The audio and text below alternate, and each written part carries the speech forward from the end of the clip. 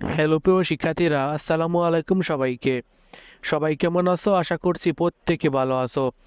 আজকে আবারও তোমাদের জন্য নতুন একটি ভিডিও নিয়ে আসলাম। তোমরা দেখতেছো লাবিব 121 অফিসিয়াল। আমি তোমাদের সাথে রয়েছি লাবিব ইসলাম। আজকের ভিডিওতে আমি আলোচনা করব এইচএসসি 2024 অটো পাস নিয়ে কঠোর আন্দোলনে ছাত্রছাত্রীরা। আজকের ভিডিওটি তোমাদের জন্য খুবই গুরুত্বপূর্ণ হতে যাচ্ছে। কেউ মিস করবে না, সবাই সম্পূর্ণ দেখো। ভিডিওটা শুরু করব তার আগে তোমাদের কাছে ছোট্ট একটা রিকোয়েস্ট। তোমরা যারা এই চ্যানেলটাতে একদমই নতুন রয়েছে, চ্যানেলটাকে সাবস্ক্রাইব করোনি, তারা এখনই চ্যানেলটাকে সাবস্ক্রাইব করে নোটিফিকেশন হলে ক্লিক করে দাও। আর যারা আগে থেকে চ্যানেলটাকে সাবস্ক্রাইব করে রাখছো তাদেরকে অনেক অনেক ধন্যবাদ।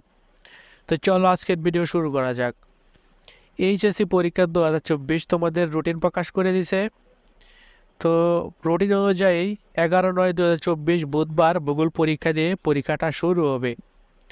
তো বিশেষ করে এখন তোমাদের যে বিষয়টা, তোমরা অনেকেই চাইতেছো তোমাদেরকে অটো পাস দেওয়া হোক। অটো পাস দেওয়া হোক কারা চাইতেছো তাদের পক্ষে আমি একটা কথা বলবো যে যেহেতু তোমাদের রুটিনটা প্রকাশ করে দিয়েছে, এই মুহূর্তে কিন্তু তোমাদের অটো পাসের সম্ভাবনাটা খুবই কম। তোমরা যে যতই আন্দোলন করো, অটো পাস দেওয়ার সম্ভাবনা কিন্তু খুবই কম। অটো পাস সম্ভাবনা খুবই কম, কারণ রুটিন প্রকাশ করে দিছে, সব কিছু রেডি হতে যাচ্ছে। রুটিন অনুযায়ী তো তোমরা বুঝতেই পারছো খুব তাড়াতাড়ি তোমাদের পরীক্ষা হবে, এবং প্রত্যেক পরীক্ষার মধ্যে কিন্তু মোটামুটি ভালো গ্যাপ রয়েছে, একদিন দুই দিন পরে পরে কিন্তু পরীক্ষা হবে। তো এখন যে বিষয়টা, বিভিন্ন ধরনের ইউটিউবাররা ছাত্রদেরকে বিভ্রান্তিত করছে। তারা বলতেছে ছাত্রদের বিষয়ে বড়রা কেউ কথা বলে না, ছাত্ররা আন্দোলন করুক, ছাত্রদের পরীক্ষা না নেওয়া হোক, অটো পাস দেওয়া হোক। তারা কিন্তু বিভিন্নভাবে ছাত্রদেরকে উস্কানিমূলক কথাবার্তা বলছে, যার কারণে ছাত্ররা বেশিরভাগ চাইতেছে অটো পাস দেওয়া হোক। তো বিশেষ করে আমি একটা কথাই বলবো, তোমাদেরকে কখনো অটো পাস দিবে না, কারণ খুব কম সংখ্যক লোকেই আন্দোলন করতেছে অটো পাসের জন্য। শুধুমাত্র কয়েকজন ইউটিউবার রয়েছে, তারা ছাত্রদেরকে বলতেছে অটো পাস দেওয়ার সম্ভাবনা রয়েছে। অনেক ছাত্রছাত্রীরা আন্দোলন করতেছে অটো পাসের জন্য। এটা কিন্তু সম্পূর্ণ ভুয়া নিউজ। আন্দোলন করলেও খুব কম সংখ্যক ছাত্রছাত্রীরাই কিন্তু আন্দোলন করতেছে অটো পাসের জন্য, কারণ যেহেতু রুটিনটা প্রকাশ করে দিচ্ছে এখন অটো পাস দিবে না। আর আমি আগেই বলছি, একজন ছাত্র লেখাপড়া করতে অনেক টাকা খরচ হয়, অনেক পরিশ্রম করতে হয়, যার কারণে অটো পাস দিলে দেখা গেছে সকলের রেজাল্ট একই হবে। এই রেজাল্ট দিয়ে কী হবে? আর তোমাদের অটো পাসটাতে দেওয়া হবে বলো? তোমাদের অটো পাসটা কেন দেবে তারা? কারণ যে সাবজেক্টের খাতা পুড়ে গেছে সেই সাবজেক্টগুলোতে তো আর পরীক্ষা নেবে না, শুধুমাত্র যে পরীক্ষাগুলো বাকি ছিল সেই পরীক্ষাগুলো তোমাদের নেওয়া হবে। তাহলে তোমরা অটো পাস চাও কেন? তোমরা তো মোটামুটি লেখাপড়ার সুযোগ পেয়েছো, এখনও সামনে সময় রয়েছে। অটো পাস চেয়ে কোনো লাভ হবে না, তোমাদেরকে অটো পাস দেবে না।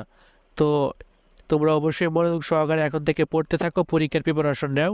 অটো পাসের চিন্তা আপাতত বাদ দিয়ে লেখাপড়ায় মনোযোগ দাও। লেখাপড়া করলে ভালো একটা রেজাল্ট করতে পারবে। এখন তোমাদেরকে আমি প্রথমেই বলছি যে বোর্ড পরীক্ষাগুলোতে ছাত্রছাত্রীদেরকে অনেকটাই সুযোগ সুবিধা দেওয়া হয়। তোমরা মনোযোগ দিয়ে কিছু পড়ালেখা করো।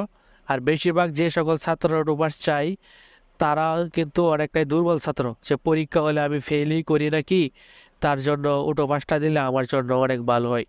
তো কয়েকজন ছাত্রের জন্য তো সব ছাত্রর রেজাল্ট এক হবে, এটা তো কোনোভাবেই ঠিক না। এটা কোনো যৌক্তিকতাও নেই যে অটো পাস দেওয়া হবে। তাই আমি বলবো তোমাদেরকে কখনো অটো পাস দিবে না। অটো পাস যদি দিত, তাহলে এতক্ষণে বড় বড় যে নিউজ মিডিয়াগুলো রয়েছে বা বড় বড় ওয়েবসাইট রয়েছে, তারা কিন্তু এই বিষয়ে তথ্য দিত, এই বিষয়ে নিউজ করতো। এখন পর্যন্ত কিন্তু কোনো টিভি চ্যানেল, কোনো ওয়েবসাইট, কোনো বড় নিউজ চ্যানেল তারা বলে নাই যে ছাত্ররা অটো পাস চাইতেছে। শুধুমাত্র কয়েকজন ইউটিউবার, তারাই ছাত্রদেরকে উস্কানিমূলকভাবে বলতেছে অটো পাস দেওয়া হতে পারে, আন্দোলন করছে ছাত্রছাত্রীরা। এই ভিডিওগুলো দেখে তোমাদের পড়ালেখার মন মানসিকতা আরও নষ্ট হবে। অটো পাস পাইলে তোমাদের পড়ার কোনো মূল্য থাকবে না। তাই অটো পাসের চিন্তা বাদ দিয়ে মনোযোগ সহকারে লেখাপড়া করতে থাকো। লেখাপড়া কখনোই বিফলে যায় না। তুমি যত পড়াশোনা করবে ততই তোমার জন্য ভালো। তো এই ছিল আজকের ভিডিও। ভিডিও ভালো লাগলে অবশ্যই একটি লাইক দিয়ে দিও, এবং চ্যানেলে নতুন হয়ে থাকলে চ্যানেলটাকে সাবস্ক্রাইব করে রাখো। সবশেষে একটা কথাই বলবো, যারা পড়াশোনা একদমই করো না তারা প্রতিদিন 1 ঘন্টা হলেও পড়াশোনা করো। আর যারা ভালো ছাত্র তারা কিন্তু দিন রাত পরিশ্রম করে কিন্তু লেখাপড়া করতেছে। তো ধন্যবাদ সবাইকে, সবাই ভালো থাকবে, দেখা হবে পরবর্তী কোনো নতুন ভিডিওতে।